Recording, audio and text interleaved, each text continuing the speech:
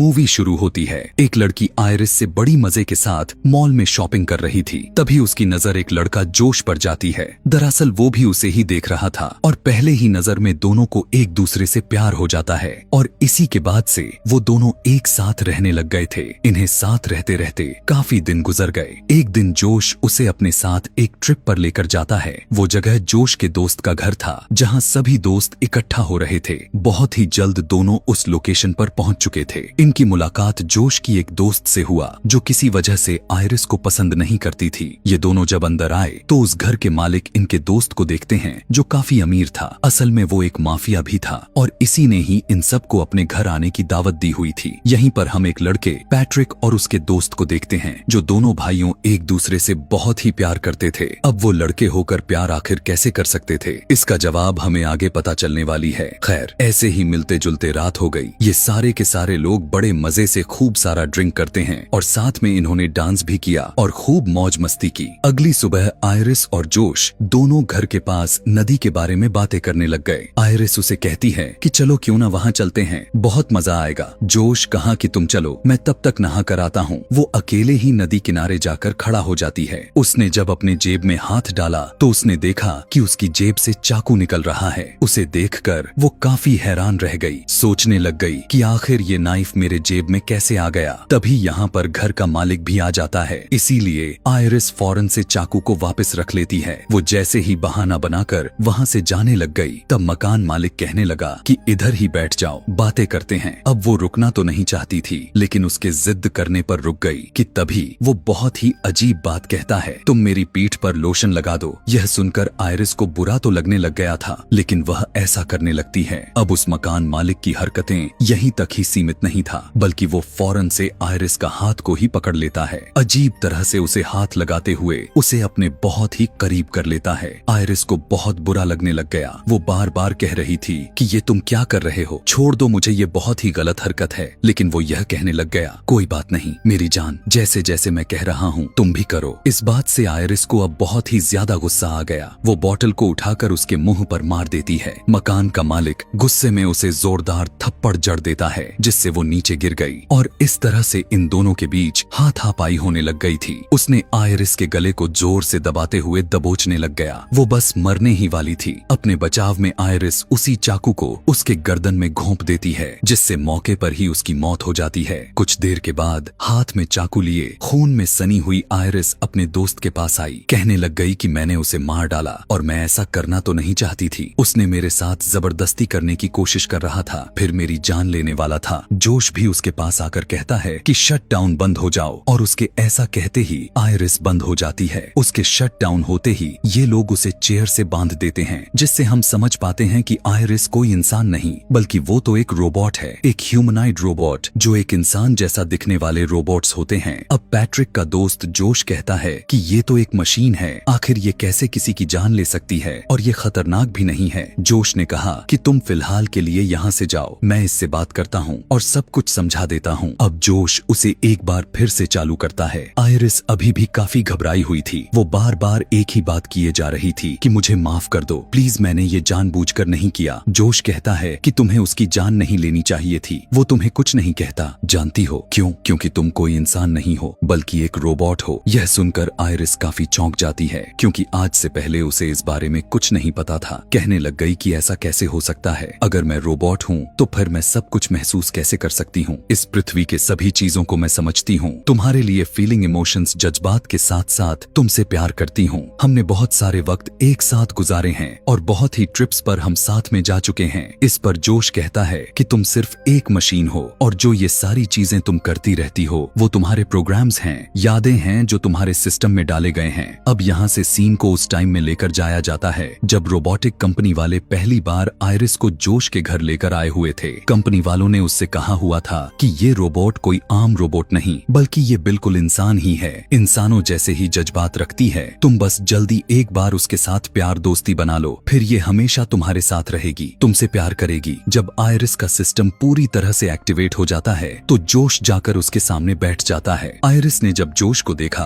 तो उसके साथ प्यार वाला लिंक बना ली थी, जिसका मतलब था कि इस कहानी के शुरुआत में जो हमने प्यार वाला सीन को देखा हुआ था वो असल में हुआ ही नहीं था। वो तो बस आयरिस की यादों में डाला गया था और इस तरह से इनके प्यार का रिश्ता बना हुआ था। आयरिस उससे प्यार करती है। उसे लग रहा था कि उन्होंने बहुत सारा टाइम एक साथ गुजारा है, लेकिन ऐसा तो नहीं था क्योंकि इन्हें मिले हुए बस एक ही हफ्ते तो हुए थे। लेकिन यादों की वजह से आयरिस को यही लगता है कि मैं कई सालों से जोश के साथ रह रही हूँ।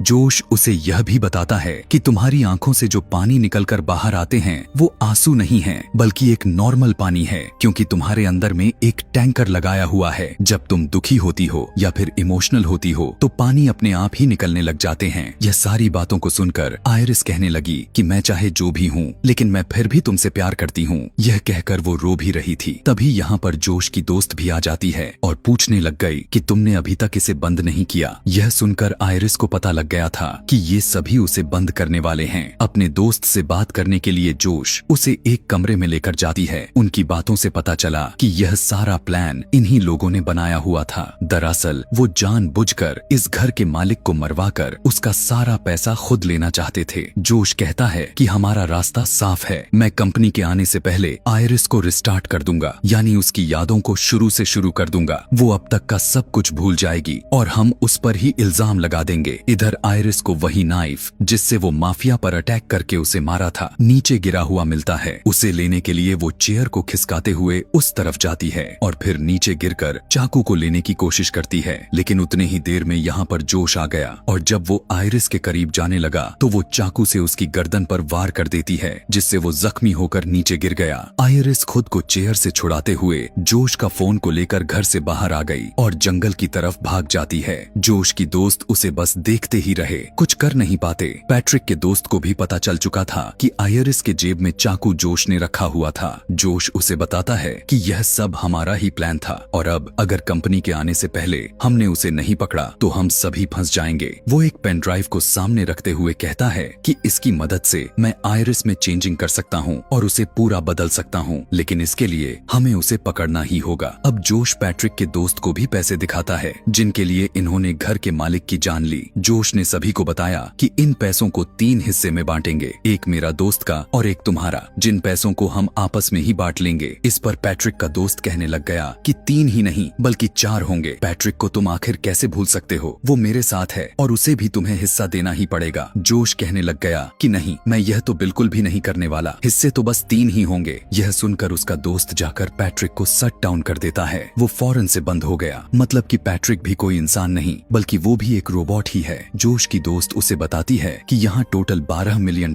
हैं, जिनमें से $4 मिलियन हम तुम्हें देने वाले हैं। तुम्हें बस हमारे साथ मिलकर आयरिस को ढूंढना है, इसमें तुम नहीं फंसोगे। वो मान तो गया लेकिन कहने लग गया कि गन मैं अपने पास ही रखूंगा क्योंकि आयरिस बहुत ही खतरनाक है। जिसके बाद वो पैट्रिक को भी दोबारा से स्टार्ट कर देता है। उधर हम देख पाते हैं कि आयरिस जंगल में भागते हुए काफी अंदर तक पहुंच चुकी थी। जोश का फोन उसके पास तो था, जो कि अच्छी बात यह भी थी कि उसे उस फोन का पासवर्ड पता था। फोन को खोलते हुए डिवाइस कंट्रोल में जाकर अपने सेटिंग्स को बदलना शुरू कर देती है। उसे इंटेलिजेंस वाला ऑप्शंस दिखाई दी, शरीर का दिमाग का, जो कि 40% दिखा रहा था, लेकिन उसे बढ़ाते हुए 100% कर लेती है, यानी कि अब उसका दिमाग सभी के मुकाबले में काफी तेज काम करेगा। ऐसा करते ही उसके अंदर बदलाव हो चुका था। वो चारों दोस्त जंगल के अंदर तक आ गए थे। जोश कहता है कि हमें 2 टीम बनाकर अलग अलग जाकर आयरिस को ढूंढना होगा, क्योंकि इस तरह से हम बहुत ही आसानी से उसे ढूंढ भी लेंगे। और अब ये लोग अलग अलग होकर आयरिस को ढूंढना शुरू कर देते हैं। आयरिस जब पैट्रिक और उसके दोस्त को देखती है तो फौरन से एक पेड़ के पीछे छुप जाती है और उनकी बातें सुनने लग जाती है। पैट्रिक का दोस्त उसे बताता है कि जोश और उसके दोस्त ने बहुत ही गलत किया। उन्होंने काफी दिन पहले एक घर के मालिक हमारे दोस्त को मारने का प्लान बनाया हुआ था, लेकिन इस बारे में मुझे नहीं बताया। हालांकि जोश कहता है कि वो मुझे दोस्त मानता है, लेकिन यह सब झूठ है। अगर उसने मुझे दोस्त मानता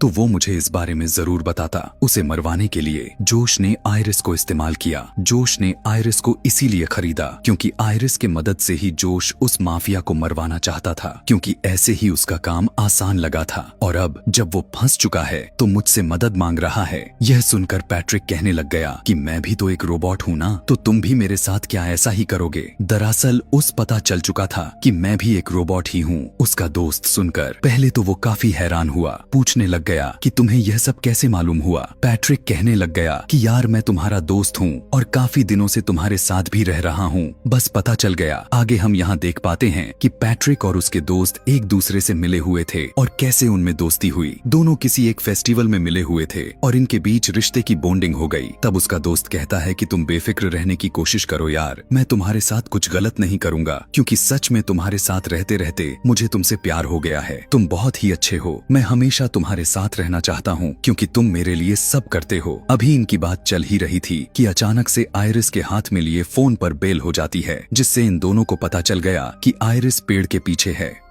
पैट्रिक का दोस्त गन निकाल लिया था और यह देखकर आयरिस भागने लग गई तो वो शूट करने लग जाता है, लेकिन निशाना ठीक से नहीं लगता। यह देखकर पैट्रिक का दोस्त दूसरे साइड पर जाता है और जब आयरिस भागते हुए आगे बढ़ रही थी तो वो सामने से आकर उसे पकड़ लेता है, जिससे यह दोनों घसीटते हुए नीचे गिर जाते हैं। लेकिन इससे पहले वो गन को लेकर दोबारा से आयरिस पर हमला करता वही उसे पकड़ लेती है। अब इन दोनों के बीच हाथापाई होने लग चुकी थी, लेकिन इसी बीच गन ट्रिगर हो जाती है। गोली सीधा पैट्रिक के दोस्त को लग गई और उसकी मौके पर ही मौत हो गई। अब यह सब कुछ ऊपर पेड़ पर खड़ा हुआ पैट्रिक भी देखे जा रहा था। और अब जब जोश के साथ उसकी दोस्त भी यहाँ आए, लेकिन आयरिस एक घर की तरफ भाग जाती है। वो जोश की हाई टेक्नोलॉजी वाली कार में बैठ जाती है और उसे लॉक्ड कर लेती है। तब तक जोश भी यहाँ पर आ चुका था, जो दरवाजा खोलने की कोशिश करने लगा, लेकिन कार चल नहीं रही थी क्योंकि वो आवाज की कमांड देने पर ही स्टार्ट होती थी। आयरिस ने जब अपने आवाज में गाड़ी को चलने के लिए कहा तो वो मैच नहीं करती। उसके पास वक्त कम था क्योंकि जोश कांच को तोड़ने लग गया था। अब आयरिस अपना दिमाग लगाती है। वो सेटिंग्स में जाकर अपनी आवाज को बदलकर जोश जैसा बनाने लग जाती है। जल्द ही उसके जैसा आवाज बनकर मैच हो गई और गाड़ी स्टार्ट हो जाती है और आयरिस यहाँ से भाग गई। लेकिन यहाँ पर जोश का भी दिमाग काम कर गया। वो फौरन से घर के अंदर आया। घर के मालिक का फोन को लेकर पुलिस में रिपोर्ट यह कर देता है कि मेरी गाड़ी चोरी हो गई है। जैसे ही रिपोर्ट रजिस्टर्ड हुआ, गाड़ी एक रोड के किनारे आकर अपने आप ही बंद हो जाती है। फिर जोश उसी फोन से अपने फोन पर कॉल लगाया और जब आयरिस ने फोन को उठाया तो जोश कहने लग गया कि प्लीज तुम घर वापस आ जाओ, मैं सब कुछ ठीक कर दूंगा। अब क्योंकि तुम एक रोबोट हो तो तुम्हें कोई सजा नहीं मिलेगी, और अगर तुम्हें इस बात का दुख भी हो रहा है तो कोई बात नहीं, मैं तुम्हारे अंदर बदलाव कर दूंगा जिससे तुम सब कुछ भूल जाओगी और हम फिर से एक साथ रहने लग जाएंगे। इस पर आयरिस कहने लग गई कि नहीं, बिल्कुल भी नहीं, अब मैं दोबारा से तुम पर भरोसा करके गलती नहीं करने वाली। तुमने तो घर के मालिक को मारने के लिए मुझे इस्तेमाल किया है। जंगल में पैट्रिक और उसका दोस्त बातें कर रहे थे और मैंने उनकी सारी बातें सुन ली हैं। अब मैं यहाँ से कहीं दूर चली जाऊंगी और दोबारा कभी भी लौटकर तुम्हारे पास नहीं आऊंगी क्योंकि मैं भी जीना चाहती हूँ। अब जैसे ही कॉल कट हुआ, जोश भागते हुए पैट्रिक के पास पहुंचा। वो उसकी दोस्त का फोन लेकर पैट्रिक में चेंजिंग करने लग गया और उसके गुस्से को 100% कर देता है। यह बदलाव करने के बाद वो पैट्रिक को रिस्टार्ट कर देता है और जब वो दोबारा से अपनी आंखें खोलता है तो इस बार उसके सामने जोश मौजूद था। यहाँ पर इन दोनों के बीच प्यार दोस्ती का रिश्ता बन जाता है और पैट्रिक अब जोश से प्यार करने लग गया था। जोश उससे कहने लग गया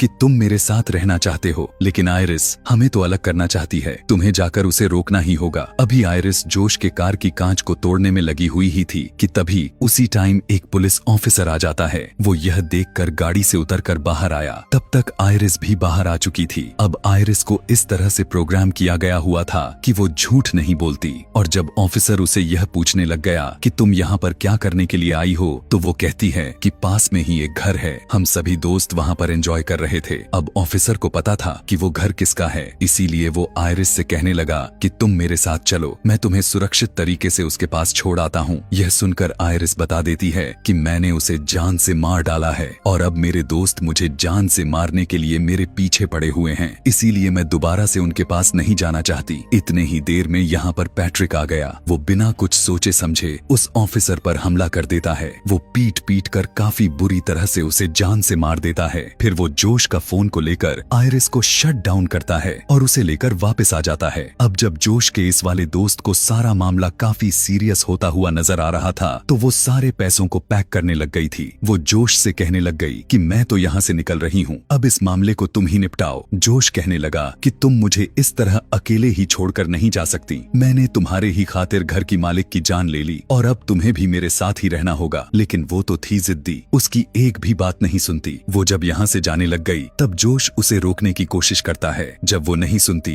तब वो पैट्रिक को उसे रोकने को कहता है। अब क्योंकि पैट्रिक के अंदर बस गुस्से की आग जोश ने भर दी थी, इसलिए वो उसे रोकने के लिए उसके पीठ में चाकू को घुसा देता है, जिससे वो बुरी तरह से जख्मी हो गई और काफी तेजी से उसका खून निकलने लग गया और बहुत ही जल्द उसने अपना दम तोड़ दिया। अब उसकी लाश को ठिकाने लगाने के बाद जोश फिर से आयरिस को दोबारा से स्टार्ट करता है, लेकिन उसने आयरिस के हाथ को चेयर से बांधे थे, इसीलिए अब वो चाहकर भी कुछ नहीं कर सकती थी।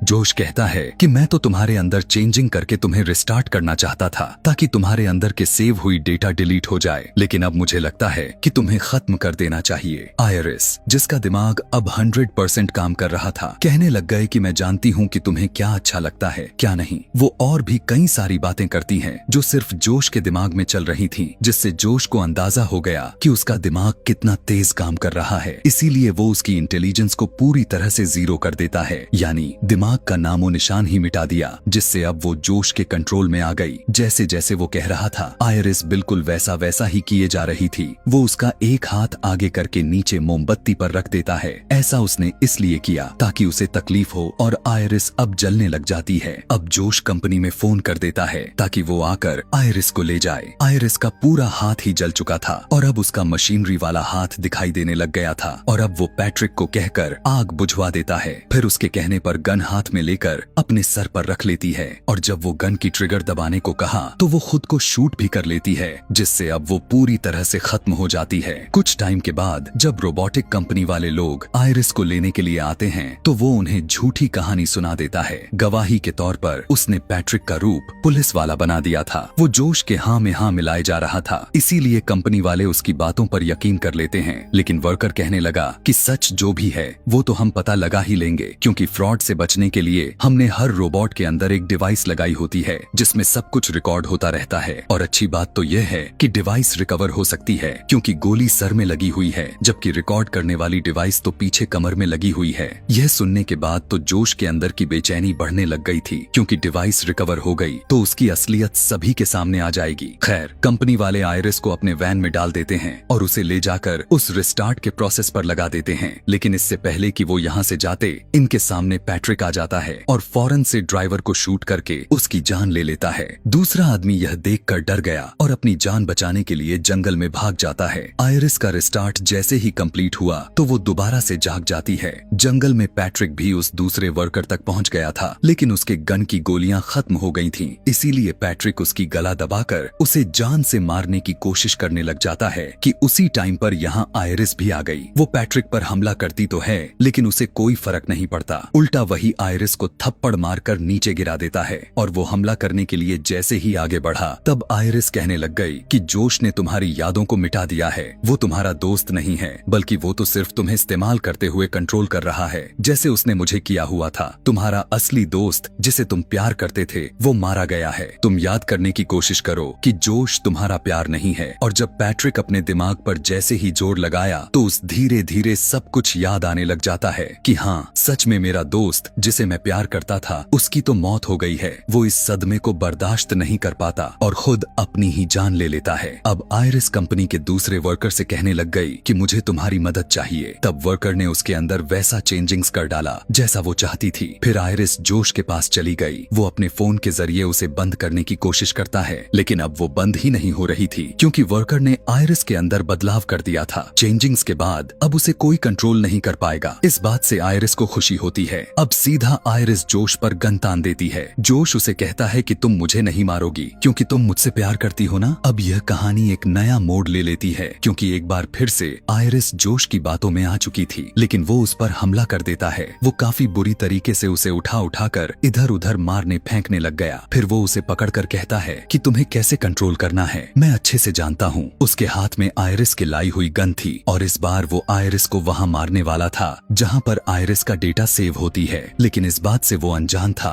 कि आयरिस के हाथ में भी हथियार है और वो बिना टाइम वेस्ट किए उसके सर में नाइफ को सीधा घुसा देती है, जिससे मौके पर ही वो मारा जाता है। इसके बाद हम देखते हैं कि आयरिस अपनी जिंदगी में बहुत ही खुश है, काफी अच्छे से अपनी लाइफ को स्पेंड कर रही है, वो भी बिना किसी के कंट्रोल में। अब उस पर हुकूमत देने वाला कोई नहीं था, वो बिल्कुल आजाद थी, वो जो चाहे अपनी मर्जी से कर सकती थी। सारे पैसे और एक आलीशान कार को लेने के बाद कहीं और रहने के लिए चल पड़ती है। उसे उम्मीद थी कि मेरी नई जिंदगी बहुत ही खुशहाल होने वाली है, और यही दिखाते हुए यह कहानी यहाँ पर खत्म हो जाती है। आगे और भी मूवी एक्सप्लेनेशन वीडियोस देखने के लिए कमेंट में नेक्स्ट लिखना ना भूलें। Thanks for watching.